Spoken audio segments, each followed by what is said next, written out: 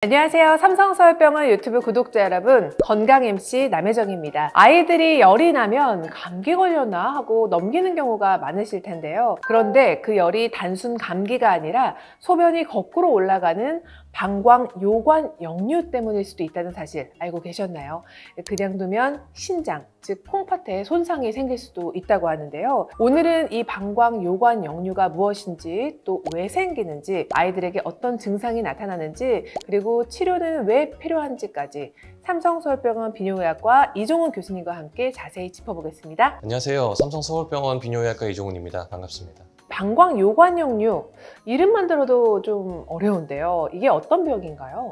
소변을 보면은 방광에서 요도로 바깥으로 나가야 되지만은 네네. 이제 요관, 신장까지 역류되는 질환을 방광요관 역류라고 말을 하고요. 일반적으로는 소변은 신장에서 만들어져서 이제 요관을 타고 방광으로 내려와서 모이게 됩니다. 근데 이제 그것을 역행하는 그런 질환이 되겠습니다. 그러면 이게 아이들에게 방광요관 역류가 생기는 이유가 어떤 게 있을까요? 대부분은 다 선천적으로 태어날 때부터 있었던 질환이 되겠고요. 요 방광과 요관 이어지는 이 부위가 비정상적으로 연결이 되었을 때 방광에 있던 압력을 이기지 못하고 거꾸로 역류를 하게 됩니다. 그럼 이게 선천적인 게 대부분이라고 하셨지만 후천적인 경우도 있을까요?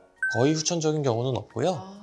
요관과 방광이 제대로 연결이 되어 있다고 할지어도 방광의 기능이 너무 안 좋거나 방광의 압력이 너무 세게 걸리는 경우는 정상적으로 연결되어 있다 하더라도 뚫고 올라갈 수 있습니다. 증상을 우리가 언제부터 좀 알아챌 수 있을까요? 엄마 뱃속에 있을 때부터도 뭐 수신증, 즉 이제 신장 쪽으로 역류가 관찰되는 경우들이 있기도 하지만 대부분은 태어나서 이제 열이 나는 요로 감염이 발생을 하기 때문에 추가적인 검사를 통해서 발견되게 되죠.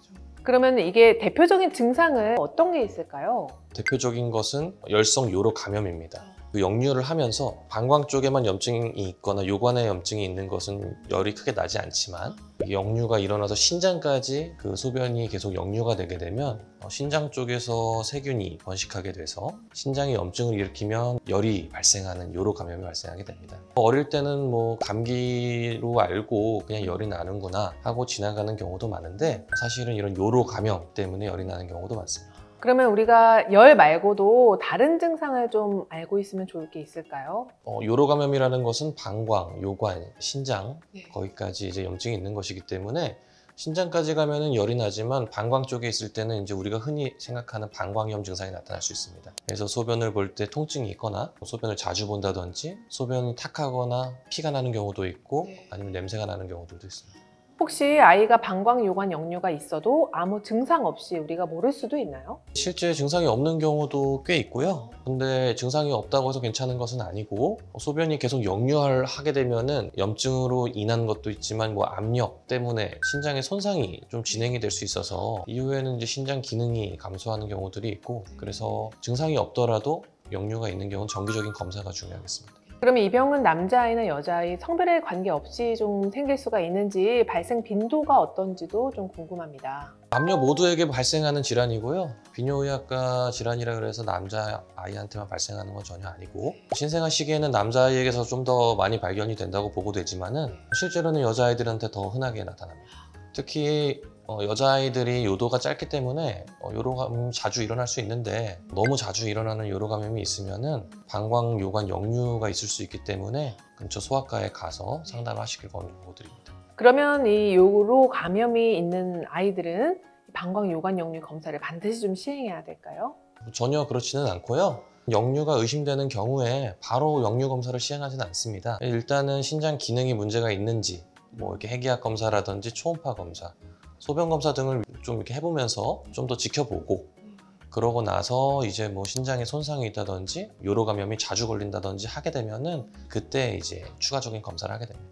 그러면 이게 진단을 좀 어떻게 할까요? 이 진단 과정이 좀 아프진 않을지도 많이 염려가 되는데요. 진단 과정은 굉장히 직관적인데요. 저희가 아이 요도를 통해서 도뇨관, 즉 소변줄을 방광으로 넣고 그 다음에 거기다 조영제를 쭉 넣습니다. 우리가 일반적으로 소변을 볼 때 방광이 차는 거를 만들어주는 거죠.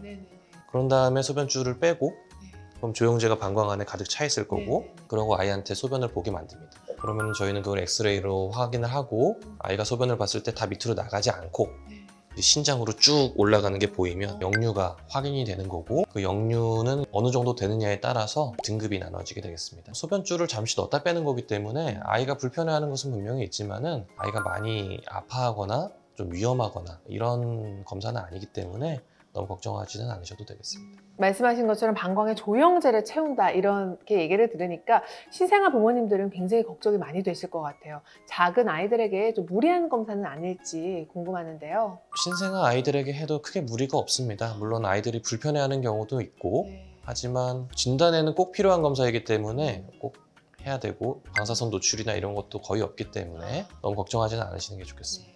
만약에 검사 결과에서 방광 요관 역류가 확진이 됐다 하면 치료 방법이 어떤 게 있나요? 또 반드시 치료를 진행해야 될지도 좀 알아야 될 것 같습니다. 예, 방광 요관 역류는 정도에 따라 치료 방침이 달라지고요. 경증인 경우에는 아이가 자라면서 자연스럽게 좋아질 가능성이 높기 때문에 항생제를 소량으로 예방 투여하면서 경과 관찰을 하기도 합니다. 중증도나 고도 역류가 있거나 감염이 반복된다면은 수술적 치료를 고려해야 하고요. 치료를 하는 이유는 소변이 역류하면서 이제 염증이 생기고 거기다 흉터를 남기게 되면은 신장 기능에 영향을 줄 수 있기 때문인데요. 이 신장 기능이라는 것은 한번 없어져 버리면은 다시 회복이 되지를 않습니다. 그래서 치료 시기를 놓쳐서 지속적으로 역류가 되고 열이 나지 않더라도 염증이 계속 생기는 거나 신장에 계속 압력이 가해져서 지속적으로 신장 기능이 감소하게 되면은 나중에는 이제 신장 기능을 못하게 되는 그런 경우들이 있고, 어렸을 때 부모님께서 전신 마취가 무섭다고 아이가 별 증상이 없으니까 좀 그대로 지켜보다가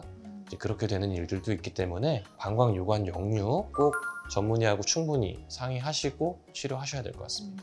오늘은 방광 요관 역류가 어떤 병인지 또 왜 생기는지 그리고 대표적인 증상들까지 좀 알아봤습니다. 사실 아이가 열이 나면 부모님들은 혹시 큰 병이면 어쩌나 하고 좀 불안해 하시잖아요. 오늘 영상이 그런 걱정을 조금이라도 덜어드릴 수 있는 시간이었기를 바랍니다. 다음 편에서는요, 방광 요관 역류의 치료 방법과 수술, 그리고 부모님들이 가장 궁금해 하시는 예후, 그리고 관리 방법까지 자세히 얘기 나눠보겠습니다. 오늘도 끝까지 함께 해주시면 감사하겠습니다. 교수님, 감사합니다.